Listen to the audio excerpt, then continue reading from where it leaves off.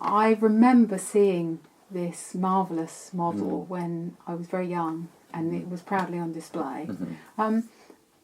Did you buy it? How did you come? I mean, was it something you consciously bought for yourself at the time? Oh, I'm sure I bought it for myself. I can't remember when, but it must have been at the time of the, at least the Apollo 8 launch, if not a bit later. But obviously I wanted a replica of the, to see it scaled down, but just see exactly what it was like. And of course it had everything, all the different stages, plus the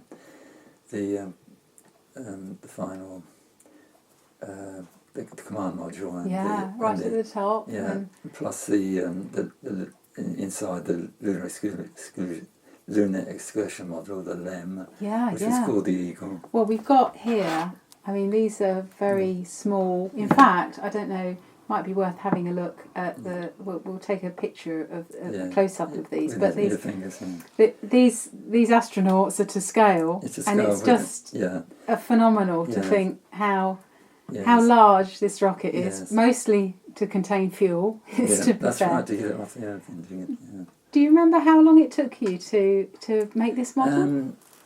No, I can't. But I imagine the painting took a bit of time because it had to be done quite carefully, and then the transfers going on. Yes.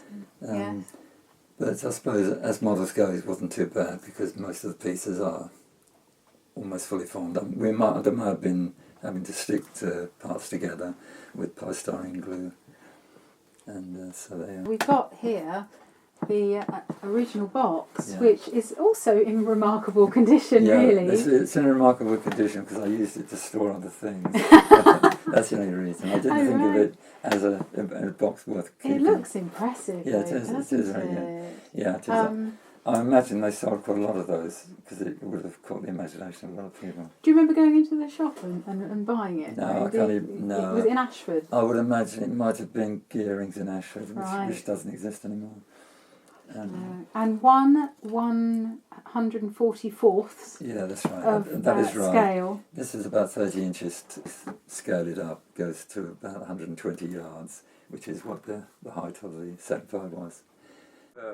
When he said the Eagles landed and there was.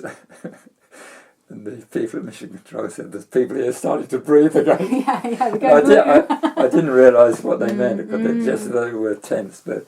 They couldn't let it show, really, because they knew that it was almost a disaster. Yeah, they couldn't give it away. They couldn't give the stress away. And then, of course, the next thing was preparing for the actual walk.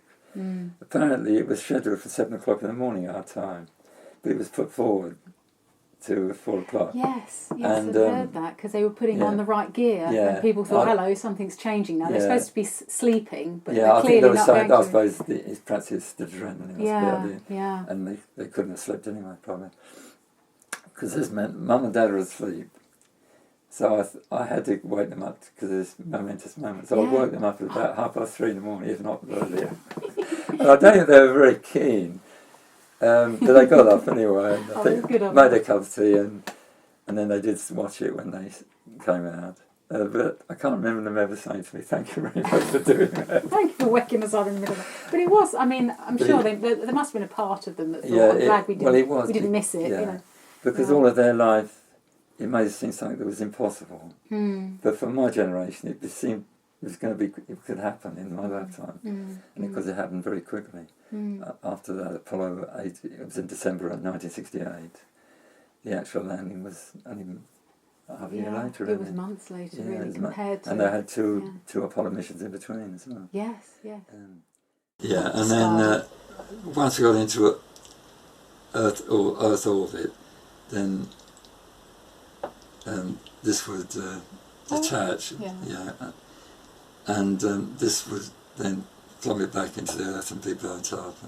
But they had that's the craft that came with it, that landed with the parachutes.